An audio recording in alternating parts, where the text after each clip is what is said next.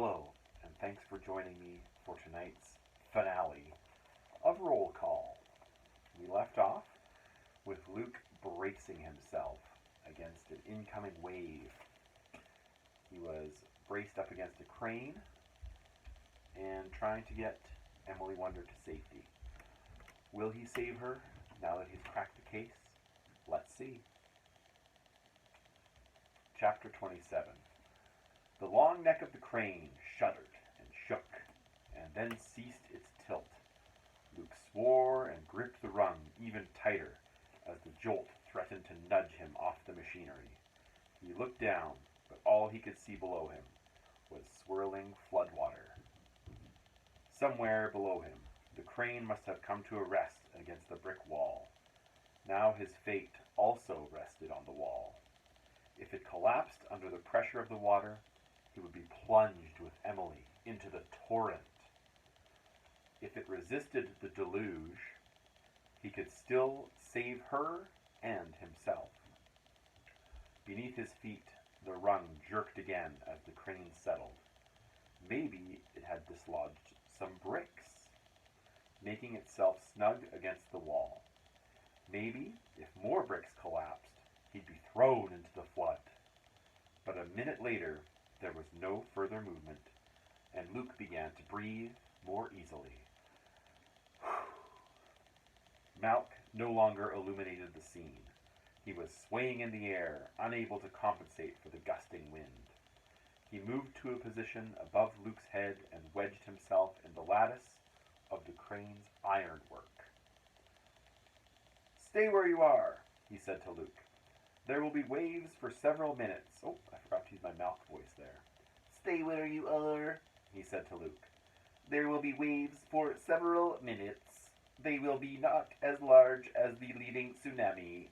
My power level requires me to shut down in 28 seconds. Beep boop.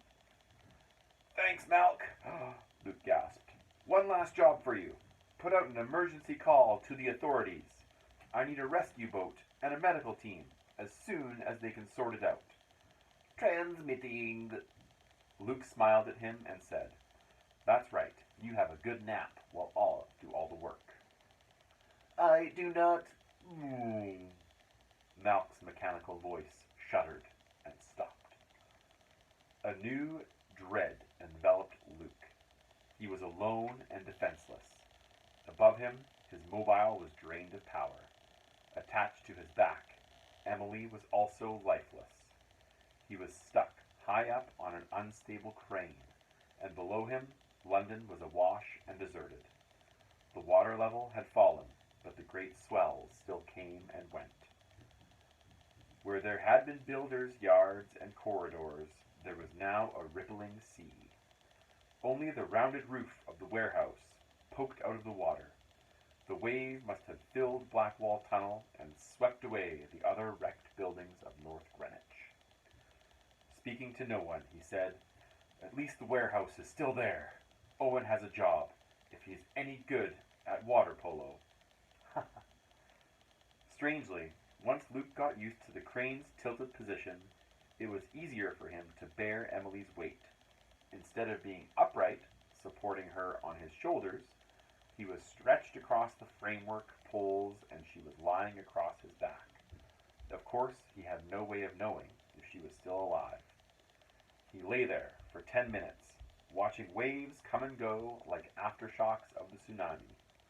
Once the water had receded, so that he could see the top of the crane's cabin again, he struggled down the ladder slowly, painfully, and carefully.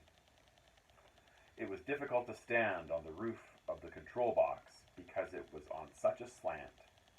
With a filthy pool below him, it reminded him of the dilapidated landing stage. He lowered Emily so that she was propped between the roof and the wall that had saved their lives. If she was still breathing, it was too shallow or weak for him to detect. His fingers were deadened from the cold and the strain, but he was sure he could feel a pulse in her neck. He stripped off his fleece and wrapped it around her motionless body.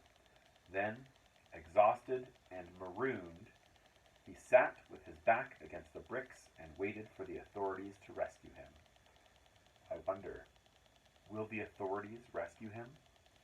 My prediction is yes, but there's only one way to find out. Let's see.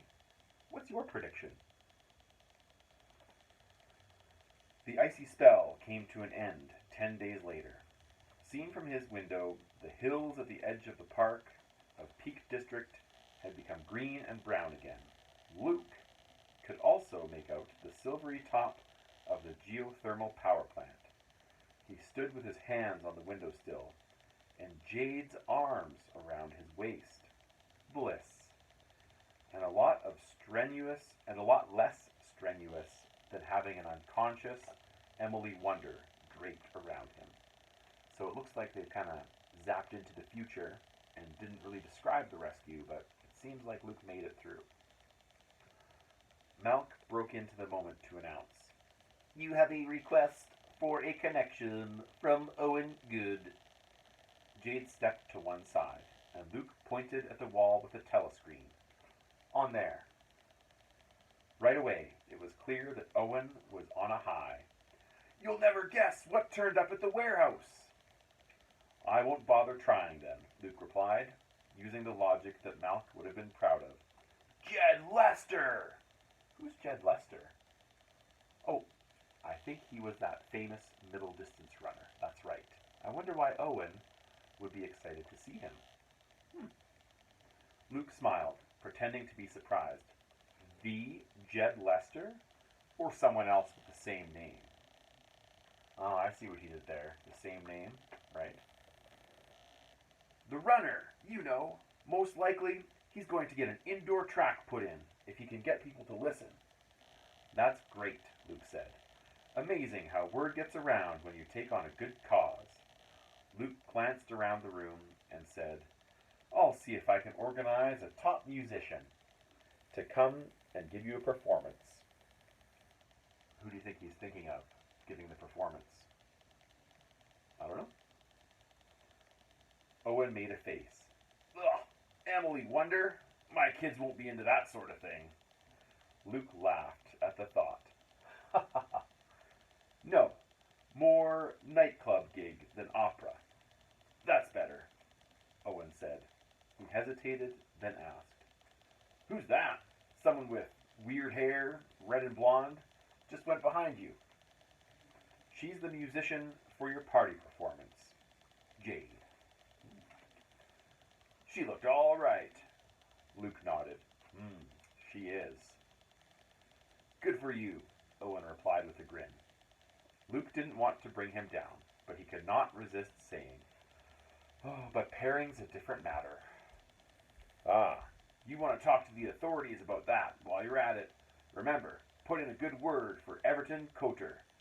2 and a bit weeks ago before the death penalty, I think." Distracted, Owen turned away for a moment and then said, "Speaking of Emily Wonder, there's someone here who wants a word with you." "Oh? I wonder who it is." Who do you think wants a word with Luke about Emily Wonder? We'll see. When Owen stood back awkwardly, still not used to telescreens, a small, plump girl appeared in front of her. Luke hardly recognized her. The last time he'd seen Greenwich Emily, she was thin as a stick and incredibly sick. In Thomas's hospital, she had told him that a tall and strange-looking woman had asked her for help with someone she'd just dragged from the Thames River. Of course, the drowned person hadn't existed. Emily remembered being hit from behind and left on the jetty in a cramped container. Luke had shown her a picture of Edinburgh Emily Wonder, and before the exhausted patient closed her eyes again, she had identified the would-be murderer. "Hello," she said, glancing at Luke through the telescreen, but then, embarrassed, she looked down. A healthy tan color returned to her face. "You look fantastic. How are you doing?" "Good now. I had someone from, the authorities visit me in the hospital. They told me what you did." "They probably exaggerated," Luke said. "Anyway, you did better yourself. surviving on the water that trickled in, very brave. I just wanted to say thank you. No problem. The girl who attacked me, is she, you know? It's okay. You're safe, Luke said. She's under guard in Edinburgh Hospital. The doctors tell me she has less than 1 month to live. Just like she gave me. Luke nodded and changed the subject. How do you like the warehouse?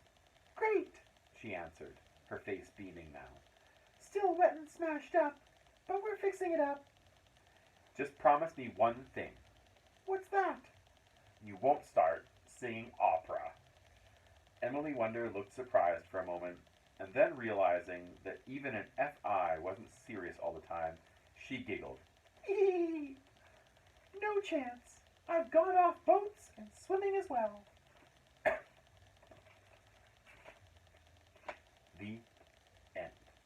Thank you for joining me, and thank you for reading Roll Call with me. I hope you enjoyed the book. Stay tuned for some assignments and reflections.